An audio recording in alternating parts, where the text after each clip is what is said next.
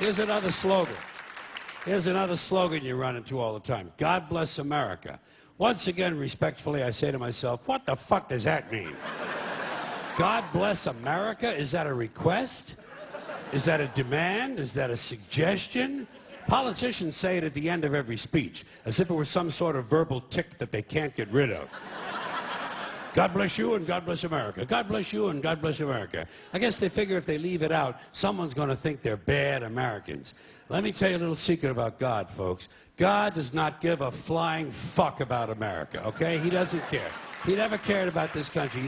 He never has. He never will. He doesn't care about this country any more than he cares about Mongolia, Transylvania, Pittsburgh, the Suez Canal, or the North Pole. He simply doesn't care, okay? He doesn't care. Listen, hey, there are 200 countries in the world now. Do these people honestly think that God is sitting around picking out his favorites? Why would he do that? Why would God have a favorite country? And why would it be America out of all the countries? Because we have the most money? Because he likes our national anthem? Maybe it's because he heard we have 18 delicious flavors of classic rice-a-roni. It's delusional thinking. It's delusional thinking, and Americans are not alone with these sort of delusions. Military cemeteries around the world are packed with brainwashed, dead soldiers who are convinced God was on their side. America prays for God to destroy our enemies. Our enemies pray for God to destroy us. Somebody's going to be disappointed. Somebody's wasting their fucking time. Could it be everyone? Now.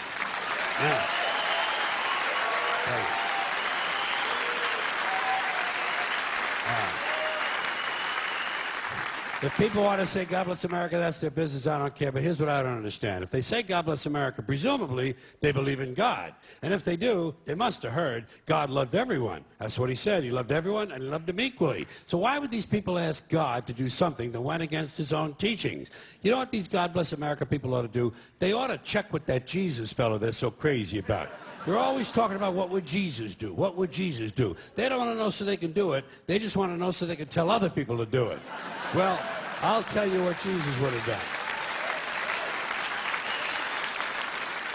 I'll tell you what Jesus would have done. He would have got up on the top of the Empire State Building and said, God bless everyone around the world forever and ever till the end of time. That's what Jesus would have done, and that's what these people should do, or else they should admit that God bless America is really just some sort of an empty slogan with no real meaning except for something vague like good luck.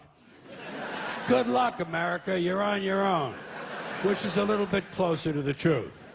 Here's a civic custom that I don't understand. Maybe you can help me. Taking off your hat when a flag passes by, or when some jackoff at the ballpark starts singing the national anthem. They tell you to take off your hat. What the fuck does a hat have to do with being patriotic? What possible relationship exists between the uncovered head and a feeling that ought to live in your heart? Suppose you have a red, white, and blue hat. Suppose you have a hat made out of a flag. Why would you take it off to honor the flag? Wouldn't you leave it on and point it toward the flag?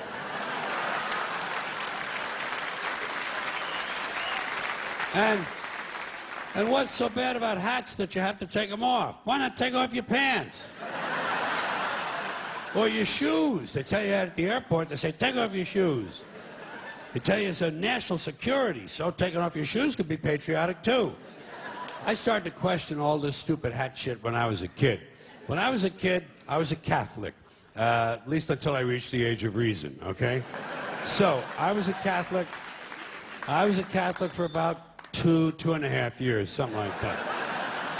And during that time, one of the things they told us was that if a boy or a man went into a church, he had to remove his hat in order to honor the presence of God.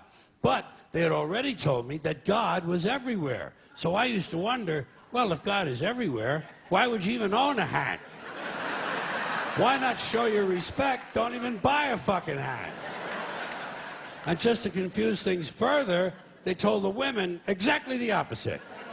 Catholic women and girls had to cover their heads when they went into church. Same as in certain temples, Jewish men have to cover their heads in those temples. In those same temples, Jewish women not allowed to cover their heads. So try to figure this shit out. Catholic men and Jewish women, no hats. Catholic Catholic women and Jewish men, hats. Somebody's got the whole thing totally fucking backwards, don't you think? And what is this religious fascination with headgear? Every religion's got a different fucking hat. Did you ever notice that? The Hindus have a turban, the Sikhs have a tall white turban, Jews have a yarmulke, the Muslims have the keffiyeh, the bishop has a pointy hat on one day and a round hat on another day, Cardinal has a red hat, Pope has a... Everybody's got a fucking hat. One group takes them off, the other group puts them on. Personally, I would never want to be a member of any group where you either have to wear a hat or you can't wear a hat. I think...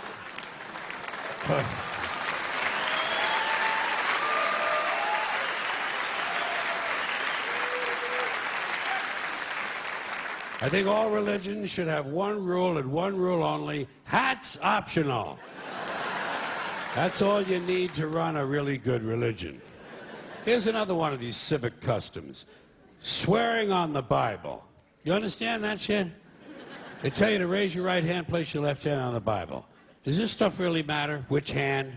Does God really give a fuck about details like this? Suppose you put your right hand on the Bible, you raise your left hand. Would that count? Or would God say, sorry, wrong hand, try again? And why does one hand have to be raised? What is the magic in this gesture? This seems like some sort of a primitive voodoo mojo shtick. Why not put your left hand on the Bible, let your right hand hang down by your side? It's more natural. Or put it in your pocket. Remember what your mother used to say? Don't put your hands in your pockets. Does she know something we don't know? Is this hand shit really important? Well, let's get back to the Bible, America's favorite national theatrical prop. Suppose the Bible they hand you to swear on is upside down, or backward, or both, and you swear to tell the truth on an upside-down, backward Bible. Would that count? Suppose the Bible they hand you is an old Bible and half the pages are missing. Suppose all they have is a Chinese Bible in an American court, or a Braille Bible and you're not blind. Suppose they hand you an upside-down, backward Chinese Braille Bible with half the pages missing.